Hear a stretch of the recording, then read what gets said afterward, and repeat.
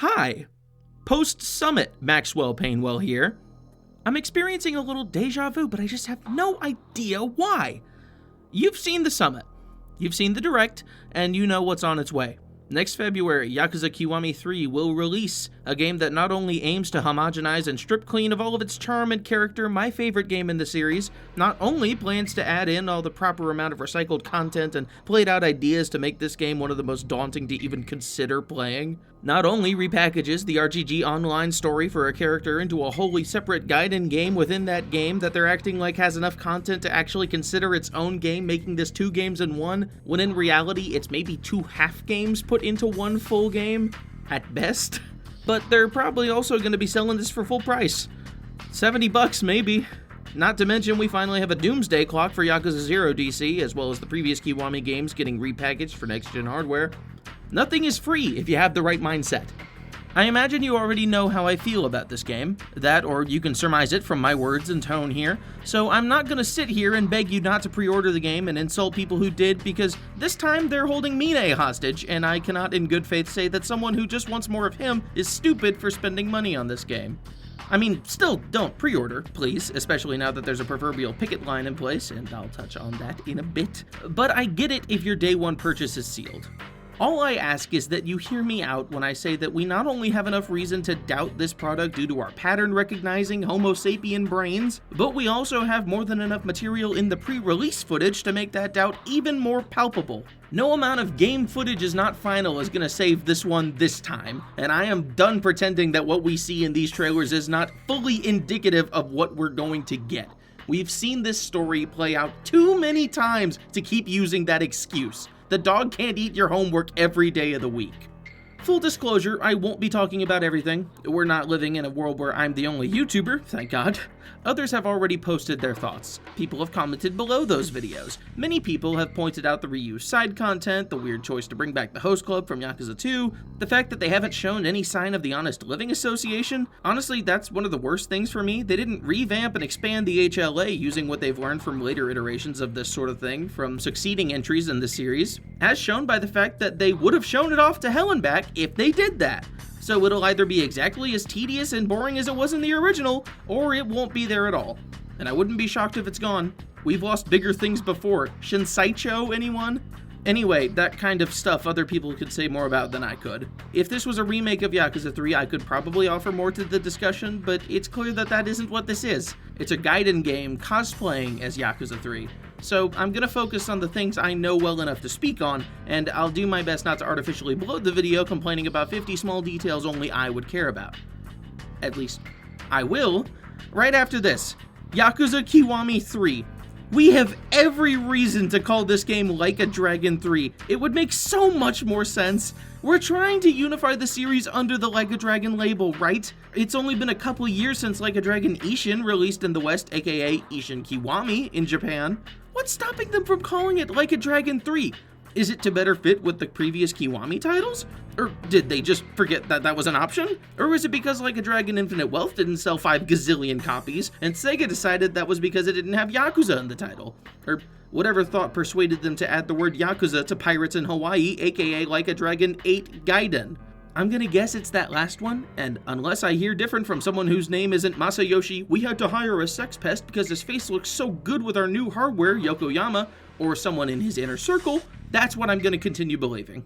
Thank you for entertaining my need to nitpick the titles of these games. I'm going to actually talk about the combat now, since I assume that's what most people are keen to hear my thoughts on.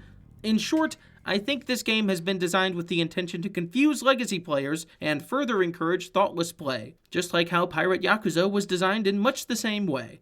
And once again, we have our weird fucked up legacy style and a shitty new gimmick style to thank for it.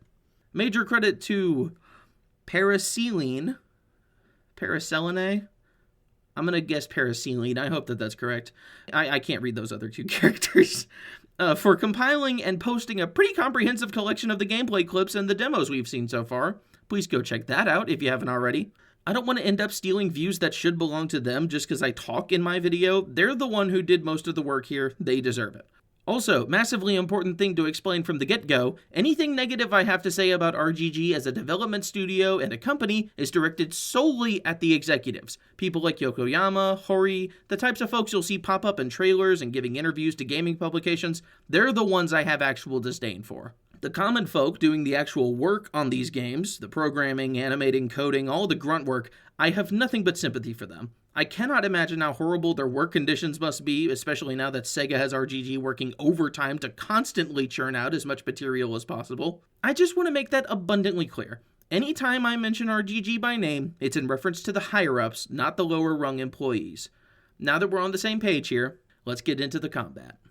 I'll start with Ryukyu style first, since that'll be easier to explain. It's the style where you hit a bunch of buttons and random weapons pop out. No, I could not give less of a fuck that they're all Okinawan weapons. This does not make sense. Kiryu would not use a solely weapons-based style like this, and moreover, he wouldn't go full island warrior like this for any reason. Was he fighting with a fucking steering wheel in Nagatsugai when he became a taxi driver? Did he pick up cane-based martial arts when Kazuma whacked him with one as a child?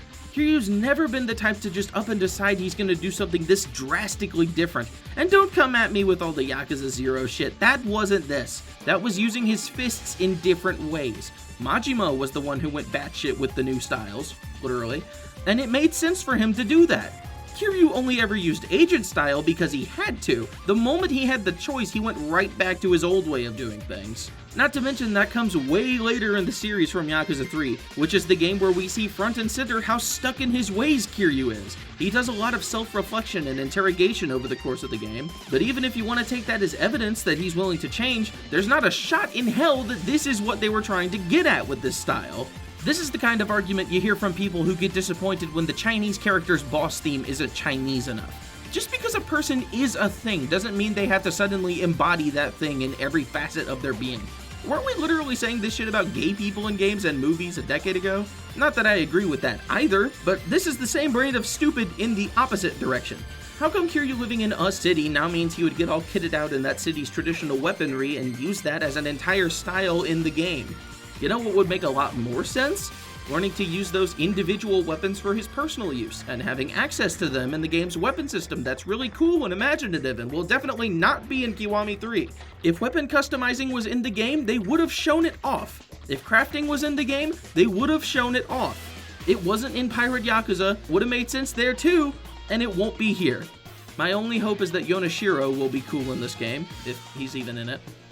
Even with all that aside though, there is no way that this will be a fun style.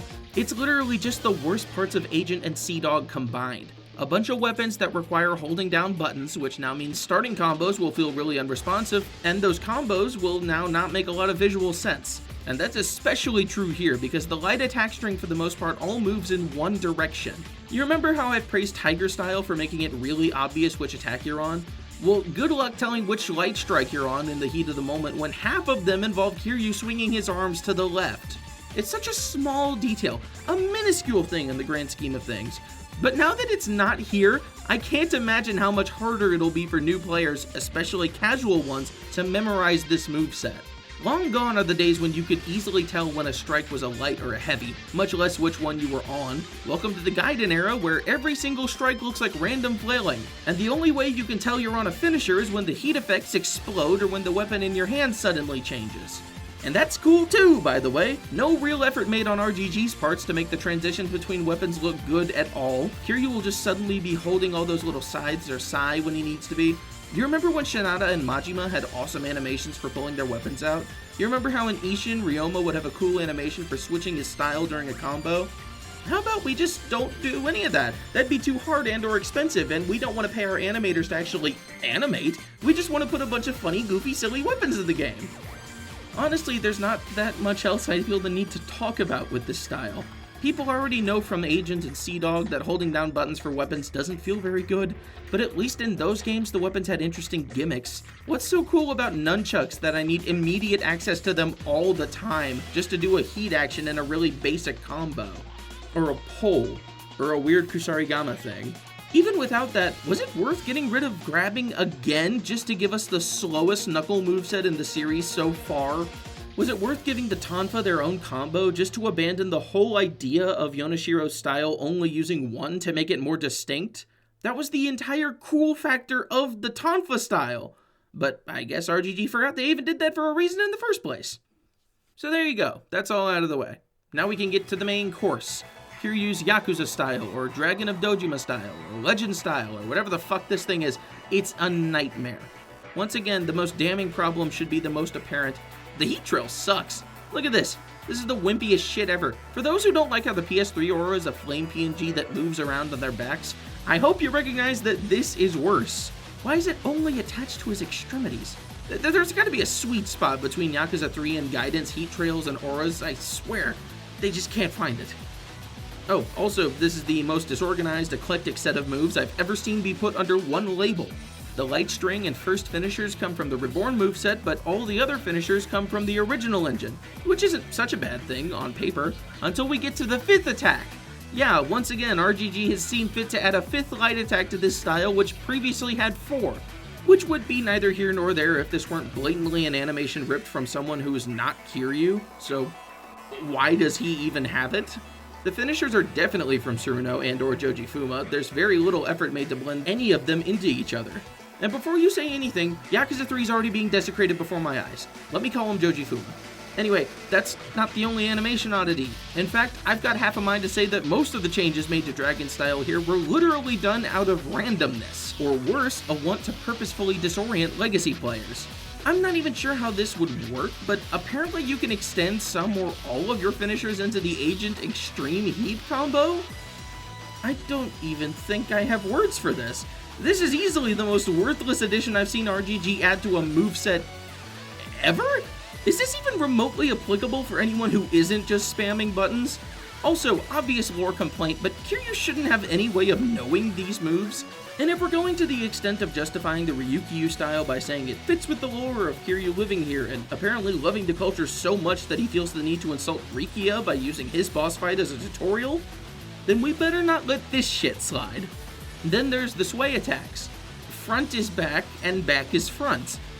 Again, I can think of no reason to change this. I know the back sway attack in the Reborn style is an attack that moves you forward, but why swap the original engine ones around so the forward attack moves you backwards? And apparently we might also be bringing back the Yakuza 0 brawler sway attacks on square? What's the point? Majima benefited from that because he already had those moves and the knife attacks just sucked. Also, Mad Dog was Thug combined with Mad Dog to make that style. Why does Kiryu need all of these tools? One of the most agreed upon things that Lost Judgment did wrong is moveset bloat, and while I've spoken in the past about how I don't mind having nearly 50 different stat upgrades for the sake of customization, I definitely do agree that the game has way too many combat moves for its own good. That's something I'd be hard-pressed to say about Yakuza 3. I think nearly every move in that game has a place in its combat system. Compare that to Kiwami 3, where you have everything I've just described, not to mention the Beast charge attacks still having no reason to be in this moveset at all, and now being joined by the guarded charge, the big spinning throw from 6 that still bounces off walls in addition to Yagumi's crane throw somehow, the original engine bounding throws haphazardly put onto the light hits in Extreme Heat, picking up downed enemies, which is basically worthless in Dragon Engine games since your normal attacks will still hit them on the ground, and bosses will break their falls for the most part anyway. I see all of these things getting added to the game, and through the confusion, one thought rises above. This looks like a very amateurish moveset mod. And there you go. RGG first tries to design Pirate Yakuza in such a way that limits player freedom and expression, and now they're trying to ape on actual expression from fans to create their own Kiryu moveset mod. It's all there. Inclusions from boss movesets, random moves from the original engine games coming back, both of these things being very crudely implemented into the base combat system. This feels like someone's first moveset mod. But here's the deal. I don't mind these things in mods. Of course, there are some incredible works out there being made by such talented individuals as, AAA, I've already spoken about him. But there's so many more out there that I will eventually talk about on this channel, and for every one of them, there's 5 more amateur creators feeling their way around these games, slowly learning and building their own little masterpieces. Individual people working in their spare time to make something awesome for a series they love. From them, my standards are far lower compared to RGG because I'm just happy to see fan expression in the first place. So when I see RGG blatantly taking cues from fandom spaces, trying to encroach on our place in this relationship between consumer and company, emulating the parts of moveset mods that I expect and welcome from newbies on the scene who aren't getting paid to do this shit for a living, I get a little pissed off. This isn't like Sega and Sonic Team bringing on headcanon to make Sonic Mania. That was the devs and publishers hiring fans to make a game for the fans. This is like Sega and Sonic Team licensing out their properties to random studios like Arzest so they can churn out a game to bait fans into thinking they're on their wavelength, while simultaneously confirming that they'll never make a Mania 2 because kids are too stupid to like sprite-based video games. Look it up. Except this isn't even like that. This is RGG themselves stooping to the level of imitating fan work without actually putting in the time and effort to understand that the best moveset mods are the ones that feel like they could be official. This is RGG doubling down on their tendency to lean into fandom in-jokes so hard that they forget that a lot of those jokes are at their expense. This is RGG's executives saying to us, or to me at least, in my dreams every night, that if the fans like moveset mods so much, then that's what we'll get from now on. No polished, bootlegged looking ass games that don't feel at all like they were made by one of Sega's new biggest cash cows. Again, I like moveset mods from fans even when they feel janky and unpolished because that's one person's creative expression. Not because it's a giant company's scapegoat technique for putting in even less time and budget for the combat in their brawler video game that they're selling for 60 plus American dollars. We shouldn't just expect better from this company, we should demand better. We should not accept work this blatantly half-assed. And if this is the best that they're capable of doing, if this is the absolute most that their poor, overworked, underpaid animators and combat programmers can do with the extremely limited time they're given to make these games, then I don't want to support that kind of sweatshop with my valuable dollars. And I strongly recommend that you do some thinking on whether you're comfortable supporting a system that puts that kind of strain on people for the sake of products that are objectively worse than ones with actual time put into them. On that note, it's about time I move on to the other things I don't like from these trailers. How about alterations to the plot? Every Kiwami game has had some weird new cutscenes added to them, although Kiwami 1 is more relevant to this discussion. Instead of focusing on literally any of the characters who actually needed development, they gave us Nishiki's downfall. I've spoken at length about this before, so instead of going over it again, I'll just point you to my Josho video. Not just because I go over the key problems there, but also because Josho is really good and I want to convince more people to watch it. Especially now that we're about to get another live-action remake of the first game. What is this, the fourth one now? Counting the stage play? Either way, it looks like Kiwami 3 is going to do a little more work than Nishiki's downfall did, if for no other reason than because we're getting cutscenes about more than one character. So far, we've seen footage from a cutscene of Minister Suzuki threatening Kiryu to vacate his land, and one of Captain Grabass looking like that one image of John Wick. However, this is actually where one of my central worries with the game lies. RGG, as of recent... Fuck it, dude. RGG, since their inception, has had a real problem discerning ambiguity from intrigue. In their attempts to tie the series closer together and make events make more sense in retrospect, they often end up spelling things out so obviously that it takes away from our ability to speculate and invent our own headcanon for things. Like, we can't just go off of Majima's word about Terada being money-minded and having fun wondering what ultimately pushed him to abandon the Tojo. We can't wonder if maybe Terada forced him out, and this is his attempt at saving face and making it look like his own choice. We could in the original, but in Kiwami 2, they wrote up a trite and boring narrative around why Majima left the clan, and forced in a bunch of Yakuza 0 fan service in the process because it would sell more copies to put a scene with Makoto in the trailers. Because they don't want to write stories that facilitate thought and speculation. They want to write stories that encourage you to turn your brain off and buy the next one. I have half a mind that this lame and constricting writing style is a big part of why people are more keen to beg RGG to make some niche specific side game than actually write their own fanfiction, but I'm entirely off topic now. How does this apply to 3? Well, for one, I really hate that we apparently need a scene of Hamazaki explaining the plan for how they'll take out Kiryu and the Tojo to Suzuki. Part of the fun of 3, for me at least, and I'm insane, so maybe this is wrong, is piecing together the full extent of the plot in retrospect, as more and more of it gets revealed over the course of the game. Naturally, it doesn't happen in a well-paced way, since Tamiya has to explain the full extent of it in one big go, but this is not the way to go about making it more well-paced. We're on the cusp of success here makes this conversation sound not like Hamazaki pitching the plan to Suzuki, but like they already know what's going on and he's explaining it to the camera. I do like that the Snake Flower are present, their role in the story is severely undercooked, and maybe he's explaining it to... Hello? You can't come in here right now, I'm recording. No.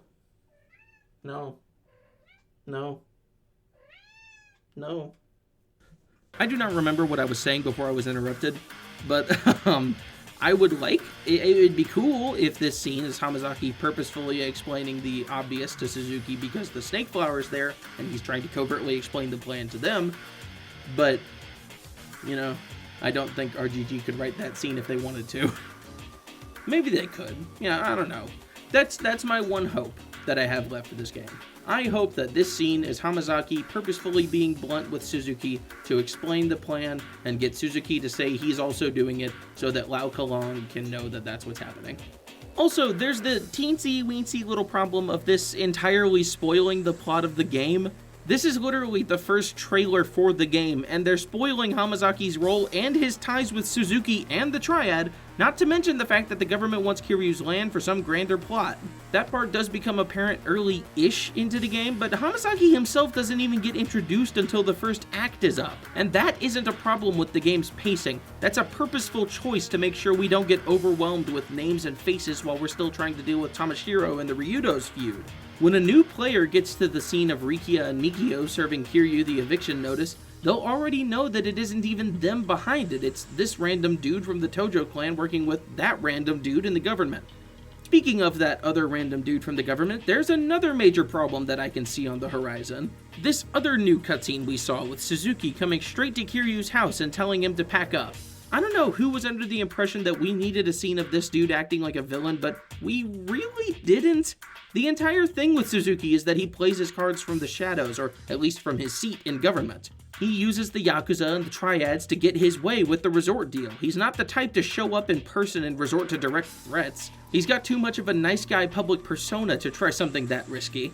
Not only that, but this is also the game where RGG says with their whole chest that Japanese conservatism is Kiryu's friend, while the Citizens Liberal Party is the enemy. I know technically the entire thing with the resort deal and the military base expansion bill is a ruse, but in the actual game, Suzuki is the distant politician who conspires with criminals, domestic and foreign, while Tamiya is the kind but firm, upfront and upstanding gentleman who brings Kiryu into the fold and cares about his underlings, because he's a good old-fashioned politician. They just don't make him like they used to, right? This is not the game where we need to make the hero-villain dichotomy any clearer, because any attempt made to make Suzuki look more evil will just end up making Tamiya look more good, and I really don't want this series to continue down its path of glorifying Japanese conservatism and nationalism. Ever since 6, they've been really open about which side the series aligns closer with, and no matter how much 7 tries to be nice to immigrants and the homeless and the destitute, it will never change the fact that the Citizens Liberal Party ends up being the main bad guy for the majority of the game. Hell, not even them. One evil handicapped dude. For every pro-minority thing the series has to say, it feels like it's not Japan's fault that immigrants are persecuted is right around the corner. Especially considering we just got a mainline entry about how the disabled are deceptive and it's easy to pretend to need a wheelchair, and a spin-off about how asthma should be cured with mystic herbal remedies, not hospitals and actual medicine. This series has gotten very used to spewing a lot of hokey shit with very minimal consequences, and there really needs to start being some consequences, otherwise the hokier shit is going to get far less niche. And it's on that note that I'd like to get into the last main thing that really skeeves me out about Kiwami 3, and that's the Gal Gang side content. Put bluntly, I think making a Kiryu Saves the Lesbians side story is one of the grosser things that the series has ever done. The lesbians do not need saving, Kiryu. They've been handling shit themselves since the 70s. Believe it or not, gal gangs are a real thing because, believe it or not, Japan has one of the nastiest histories of systemic sexism of any nation in the world. Shit is so backwards there that women would rebel against fashion standards by lengthening their skirts so as to be less objectified by workplace and school standards. And RGG has not done very well in the past at making games that defy or make any attempt to overcome this systemic sexism. I could point to any number of things, from nearly every female character being romantic fodder for Kiryu or another protagonist that just gets fridged by the end of their respective game, to the strange insistence on Kiryu never being allowed to hit women despite the numerous exceptions made for trans people, biological female or otherwise, to the plot of Lost Judgment revolving around a groping scandal that turns out to have been orchestrated with the victim as an active participant in the cover-up for a far more gruesome crime. If I had a nickel for every time RGG wrote a story where the victim was faking their victimhood as part of some greater conspiracy, I would chuck them all at Teruyuki Kagawa's head, then sit down to think about whether I even like these games anymore. Jesus Christ. Anyway, gal gangs are a thing, and the idea of a middle-aged man being inducted into any kind of membership, much less a leadership role, comes off as dismissive to the entire legacy of gal gangs in Japanese counterculture. And don't go telling me we don't have enough details to make any conclusive statements on whether that happens, because regardless of the semantics, that is what happens. You get to customize the jackets for Kiryu and your gang members. You order them around on the field. You ride at the front of the pack. For all intents and purposes, Kiryu is the leader of this gang. And beyond having literally nothing to do with Yakuza 3, it's a gross appropriation of an interesting and important countercultural legacy for the sake of making a cool and wacky side mode for this self-proclaimed series for and about middle-aged men. This is not Kiryu's place, or the target audience's place, and RGG shouldn't be trying to force their way into this space just for the sake of yet another side mode with 4 to 5 evil stereotype villains and the most boring gameplay you can imagine. That's about all I have to say about Kiwami 3. But there's also Dark Ties. I really don't get why RGG's trying to market this so hard as though it's an entirely separate game packaged in with 3. It's pretty obvious to me, at least, that this is the game they actually wanted to make. Mine Gaiden. And just like with the previous 2 Gaidens with Kiryu and Majima, this game is going to go a long way towards making Mine into yet another generic playable character by Yakuza standards. Very simple question with a very simple answer. Why does he get Baka Mitai? What does he regret? Signing up for the Yakuza, as shown by this picture? And no, this isn't just a joke song, or it didn't used to be. The pictures in this song used to actually mean something to the person singing it. Whether that be Mame for Kiryu in 5, or Sunflower Orphanage for Kiryu in 0, the Homeless Camp Leader for Nanba in 7, pretty much every instance of this song comes with some kind of insight into the character who's singing it. I could make this same observation of nearly every song in the Yakuza series. But another observation I could make is that nearly every character that sings would sing. Kiryu, Akiyama, Majima, Ichiban, and crew, I can see all of those characters having the capability to cut up in their downtime. Even with Tanimura, who doesn't even sing songs, I could believe going there on dates for the sake of his girlfriend. Mine, on the other hand, is an always locked-in, ruthless businessman who borders on sociopathic tendencies, and then crosses that border quite easily to find himself at the border of psychotic tendencies. He quite literally should not see the point in having fun. It only gets in the way of making progress, whatever that means in the moment. Not only that, he grew up surrounded by kids who showed him that having fun is something you do to someone. Or, if not that, it's something that he isn't allowed to do. There should be a massive, unbreakable psychological barrier between him and every minigame hub in this series, and yet, being a protagonist, he has to be able to do these things, or else we can't reuse all the minigames that justify the bloated price tag. Keep all of that in mind when I remind you that Yakuza 4 had Saejima in it, a protagonist who had lore and circumstantial reasons not to engage in karaoke, among other minigames. And that didn't cause the end of the world. In fact, it made Saejima a lot more distinct from the other protagonists. So naturally, they forced him to do karaoke and hostess clubs in Yakuza 5 because we can't have unique characters in this series. They all have to abandon their personalities if it means we can have them do more minigames. Thus, Mine gets karaoke. And since he doesn't really have a song that fits him well, he just gets the generic joke song. And he can do Prince Circle. Hell, he'd be able to do Can Quest if this took place in Yokohama. They would contrive some way to bring that back. Again, the Gaiden formula laid bare. Take as many minigames as will fit into Hub City and contrive some excuse for the new protagonist to do them. Or don't and have them do it anyway. All that matters is that you're playing as a character that fans want to see, It literally could not matter less what it is they're doing outside of the story, because the story is the part where we're serious, and everything else is the part where we don't care anymore. And how about that story, huh? I've got two main fears. One, that we will see a blossoming brotherhood between Mine and Kanda. If you've played Yakuza 3, you'd be hard-pressed to miss the fact that Mine hates Kanda. He did since he met the guy. He only used him as a means to get into the Tojo clan. Hell, Kanda doesn't like Mine either. He just likes him for his money, like every other person Mine's met in a professional environment, possibly even outside such environments. Showing any kind of relationship between the two of them would not be revealing some hidden nuance to their characters. It would be muddying the very deliberate writing choices Yakuza 3 made to tell its story. And it would likely lead to us sympathizing with the cartoonishly evil serial predator. The fictional one, not the real one. Kanda's not a character. He's a utility that helps kick the active narrative into gear. He matters while he's on screen, and then once he's gone, he's gone. If he were a character, we would risk understanding him. He is not someone who needs to or should be understood. He should be reviled from a safe distance. Mine Gaiden will not give us the privilege of distance. We literally work for the guy now. We cover up his crimes, we pay hush money to his victims, and we get the big talk about how the Yakuza form unending bonds between men. From him specifically. Mine knew that before joining. It's the entire reason that he did join. Why would someone need to tell him all that after he's already joined? And why Kanda, of all people? My second and more important fear is that we're going to get a conclusive answer on Mine's sexuality. I don't know which possibility is worse. Obviously, it would suck to get some female romantic interest ham-fisted into the narrative in some form or another, or just some way of deconfirming anything between him and Daigo. Their relationship, if you could even call it that, is one of the most subtle and tastefully explored things in this series.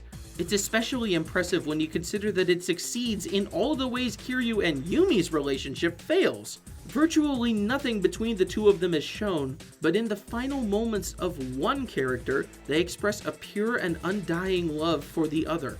I could make a whole ass video just deconstructing how the entire post-fight set of cutscenes on the hospital roof mirrors and comments on the respective scenes at the end of Yakuza 1 and how it contributes to Yakuza 3's more general theme of the ghosts of Kiryu's past coming back to haunt him, but that's for another day.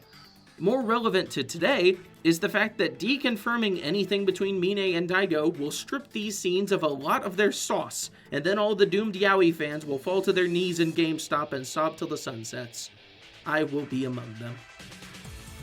That said, what might be worse is the incredibly rare chance that RGG debuts their attempt at writing an openly homosexual or bisexual character.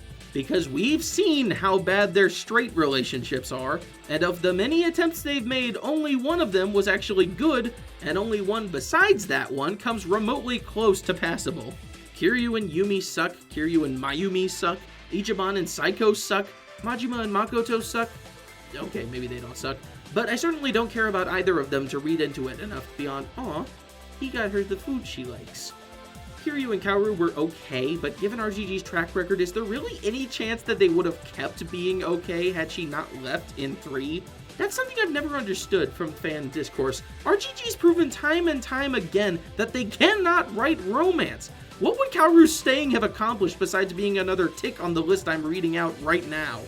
More to the point, what would we actually be able to expect from an openly gay Mine besides poorly written pining, or worse, an attempt to write mirroring affection from Daigo's side?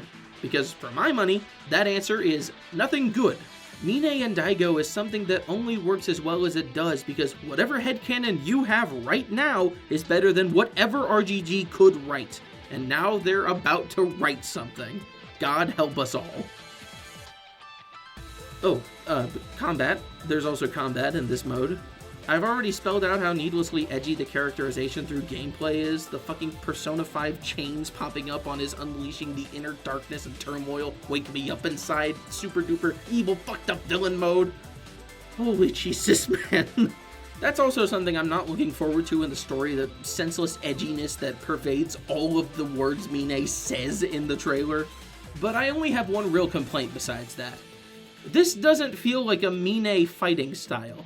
That should be apparent, given how much of it is reused from movesets that are not Mine's. He has so many awesome moves to pull from, and they maybe got like a third of them tops. Mine would not be jumping around onto and off of enemies. Mine would not be... Well, that's basically the entire gimmick of this fighting style, and it doesn't suit him at all. Also, 7. His moveset has 7 light attacks, and the final one doesn't even have any finishers. 5 is pushing it. 6 is absurd. 7 is beyond reason. 7 light attacks is, we know you're going to be mashing buttons and we're rewarding you with a free launcher. Mine, of all characters, deserves a deep, intricate, and technical fighting style. Instead, he's got one mishmash amalgamation of reused assets from lesser bosses, one extreme heat mode that just evolves into more blatant flailing about, and that's it! For being the proverbial Virgil of the Yakuza series, he sure is looking a lot like the V. In short, Mine Gaiden will not be a thoughtful or fun exploration of the beloved character. It will be a half-hearted retread of a storyline that already exists in the Asia-exclusive gacha game with a poorly thought-out combat system alongside it. Collect my Conda points indeed. Also, side note, talking of Virgil, by the way, why does Mine sound like every other gruff, generic male protagonist in this series? All that I ever did, and all I ever would do, I dedicate to Daigo Dojima. I'm so fucking tired of these voices, dude. Dan Southworth would unironically be a really good pick for Mine's dub voice. He does sound a lot like the Japanese Mine voice, at least in some parts of the story. And even then, he doesn't even have to do a Virgil impression. He could just do a different voice. He just has the right timbre for it. The portal to the human world is closing, Dante. Because the amulets have been separated. Kiryu-san, これがあなたの最後の戦いです。思いっきり来てください。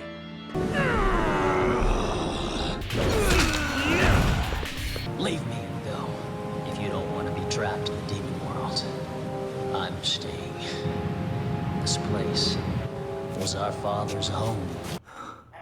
桐生さん、もう少し早くあんたに会って教えてもらいたかった。生まれ変わったら俺もそっちに入れるかな。So, there's one more important thing I need to discuss briefly before ending this video. Before I do, here's a couple more generic complaints I couldn't fit anywhere else. I would have put the dub thing here, but I only just thought of that now, so oh well.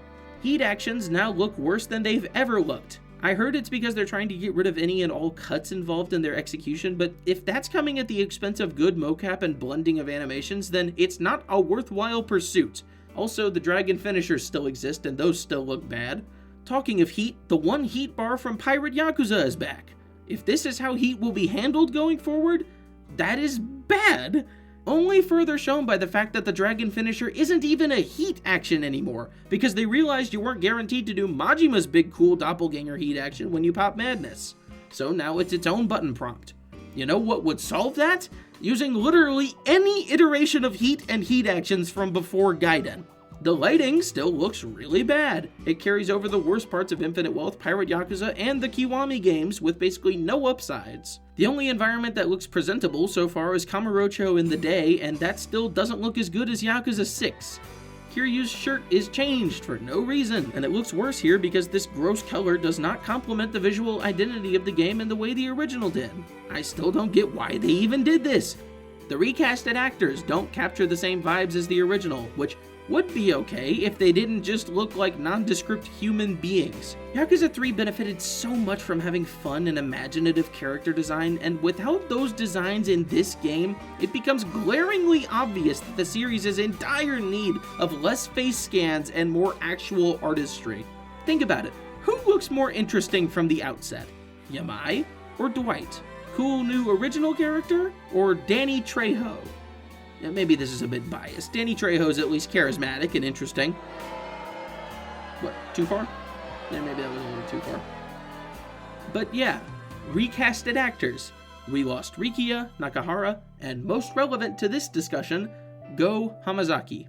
In his place, or rather in his actor's place, we have Teruyuki Kagawa, a veteran of kabuki theater, an accomplished television actor, probably, and the perpetrator of 2 assault cases against a hostess and the club's mama. these crimes were public knowledge in Japan, the scandal well beyond public, and despite that, RGG saw it fit to not only hire on this man for their remake of the most divisive game in the series, but to use him as a means to boast their cool new face capture equipment. Apparently, Kiwami 3 would not be the game they want it to be without Kagawa's mug and his specific performance and mannerisms in it. I'll put this as simply as I can. The game would be better off without this criminal in it. Whatever it is he brings to the table, it's not worth knowing that a lot of money went into the pockets of someone who's liable to go spend it all on another opportunity to hurt more women, especially given that he only apologized to one of the women he already hurt, and his agency tried to hush the other one into dropping the allegations. The allegations that came with very real and damaging photographic evidence. And, this just in, as I'm writing this, RGG and Sega appear to be doing some real shady stuff behind the scenes to make sure that this new controversy doesn't extend past the social media outcry and the articles that have already come out about it. I've already spoken a bit about this in a post from a bit ago, but I want to say this with words so everyone hears me. This dude doesn't deserve the paycheck, and it kills me that he's found a potential place of solace in the company behind such a widely beloved series. He should not be welcome in the entertainment industry, and by all accounts, he has no intention of stepping away from the spotlight of his own accord. He's a disgusting creep who clearly thinks that his image and his charisma are enough to get him through anything. And if it isn't he himself who thinks that, then he's got some real presumptuous managers and lawyers. This century has shown a light on so many terrible people in the entertainment industry worldwide, most of them far worse than this dude. But that doesn't mean his victims aren't suffering. It doesn't mean his crime isn't a severe and violent one. And it certainly doesn't mean he should get to move on like he hasn't permanently impacted people's lives for the worse. And before anyone comes at me with anything to the contrary of what I've just laid out here, he has more than enough money to settle down somewhere far from cameras and hostess clubs for the rest of his life. Previous sex pests being a part of the Yakuza series don't make it any more permissible for a known one to get added to that roster. The series' focus on criminal elements and heinous crimes doesn't suddenly mean we should look to examples of them in real life and pay them to appear in media about it. This is not Scorsese getting a real hitman to play a hitman in Casino. The series' focus on themes of redemption and overcoming past wrongdoings doesn't suddenly mean Kagawa has or will redeem himself. We are not the ones he needs forgiveness from, and at least one of the victims has openly denied him that forgiveness. Any keyboard warriors on social media trying to preach this phony doctrine of redemption for this loser really need to look in the mirror and consider how much they're willing to do and say in the name of excusing a very real crime committed by a recast actor for their Comfort series.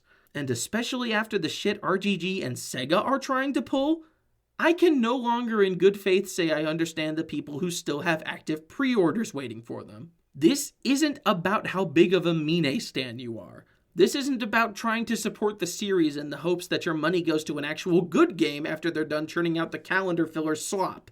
It's about saying to this game development studio and their parent company, hey, we don't like that you're dropping any sense of moral standing for the sake of hiring an actor with a face 2% more potential customers might recognize. And we don't want our money to line his pockets, or to reward the executives who decided that this was a choice worth making. Remove him, just like you removed Pierre Taki from all reprints of Judgment for the comparatively light crime of cocaine use. If you could do it then, you can do it now, especially when the game won't release for another half year.